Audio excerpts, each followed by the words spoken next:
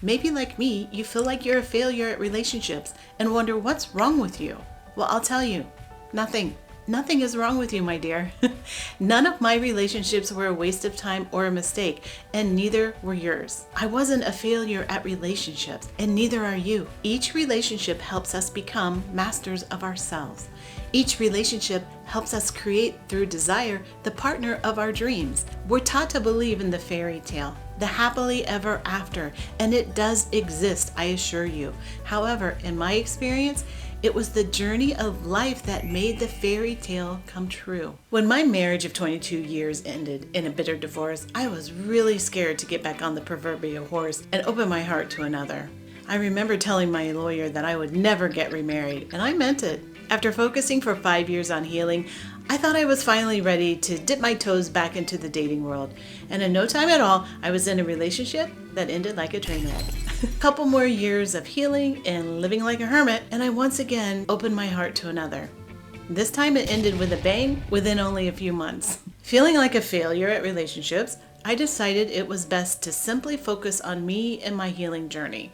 I put all ideas of romance and love on the back burner and dove deep into seeking my own joy and happiness. As I tuned back into me, I realized I was happy, peaceful, and most content when I was alone. I decided that I would no longer lower my standards to accommodate another in my world. If someone wanted to be an important part of my life, they would need to bring as much peace, joy, fun, and compassion to the table as I did. I only ever want to feel at peace in my own skin, regardless of whose presence I'm in. With this realization firmly in place, my creativity began to flow again. I was finding more ways to tune into the present moment, and life was once again feeling magical. I pursued things that made my heart smile. Things like drawing sacred geometry, painting, creating videos, writing, playing with the sea, taking tree baths, laying in the sun and watching the clouds float by. My life simplified and I became completely fulfilled and content. When we relax, we allow the universe to bring things to us instead of us striving to control every aspect of our lives. I was thoroughly enjoying life, following the breadcrumbs of my intuition, and as if by magic, my life began to change. I manifested an experience in record-breaking time. I began meeting remarkable people who truly care about me. Creative ideas began flowing easily. When we're content with life and eager for what's next, life becomes a wild adventure of wish fulfillment. It's so different than what we've been told to expect from life, backwards of everything we've ever known. I thought of myself as a failure at relationships.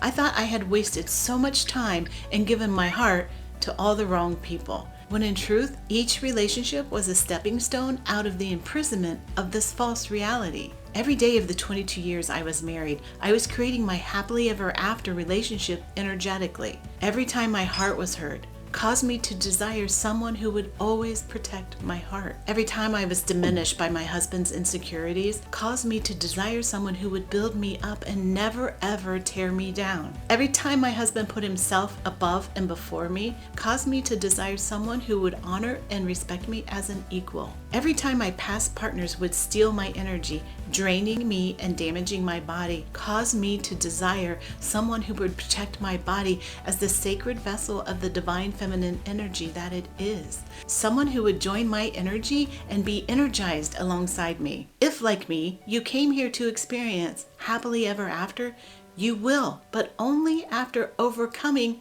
miserable ever after. In the world of polarity that we live in, to know anything, we must first experience its opposite. Just like the light warrior's journey starts in the darkest places, the journey to enjoy unconditional love within the arms of your beloved begins in the restrictive arms of your abuser, your narcissist, your energy vampire, your karmic partner. So if you have been within an abusive partner, or like me, many abusive partners, take heart. You're on a sacred journey to reunite with your beloved. It will be the most beautiful experience, and it will happen in divine timing, just like you both planned before you began this earthly adventure.